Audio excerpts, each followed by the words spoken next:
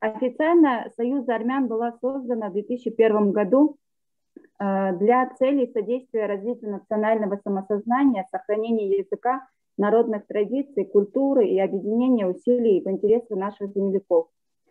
Для достижения данных целей, значит, в 2002 году Союз армян начал выпускать еженедельную газету «Армянский вестник», которая публиковала все интересные факты, относящиеся к которые находятся как на территории республики, так и за ее пределами. После на свои средства в 2002 году община построила сквер на берегу Талого озера. На церемонии открытия было установлено крест-камень Качкар, который была привезена из Республики Армения. По многочисленным просьбам земляков в 2011 году Союз армян начало большое строительство храма церкви Сурт-Карапет города Якутска. Все материалы, камни, значит, были привезены непосредственно из Армении. Торжественное открытие, церемония открытия было 7 сентября 2014 года. И по настоящее время храм работает. В знак уважения и благодарности двум выдающимся армянам современности рядом с новой церковью были установлены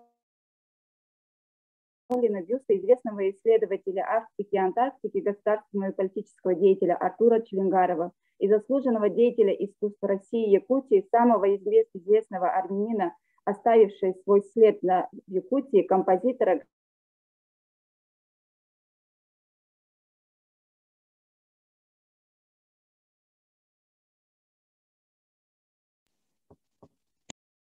Григоряна.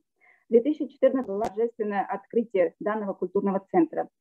Сразу после открытия культурного центра нами была организована воскресная армянская школа, где, значит, в настоящее время преподают армянский язык и литературу, учат на игре на шахматы, дудук, дагол. В центре занимаются более 100 детей.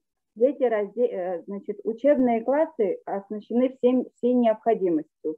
Также в данном культурном центре имеется хорошо оснащенная библиотека. Между Якутией и Арменией существуют экономические, торговые, а также культурные связи, и они с каждым годом расширяются, выходят на новый уровень. Так, например, в июне 2015 года в Якутске прошла работа 26-го заседания Межпарламентской комиссии по сотрудничеству Национального собрания Республики Армения и Федерального собрания Российской Федерации. Союз армян, в свою очередь, внесла свой неоценимый вклад в проведение организации данного мероприятия. Очень динамично также развиваются культурные и спортивные связи. Так, в 2015 году, значит, была проведена в Ереване второй этап Кубка мира по массрестлингу, где, значит, Союз армян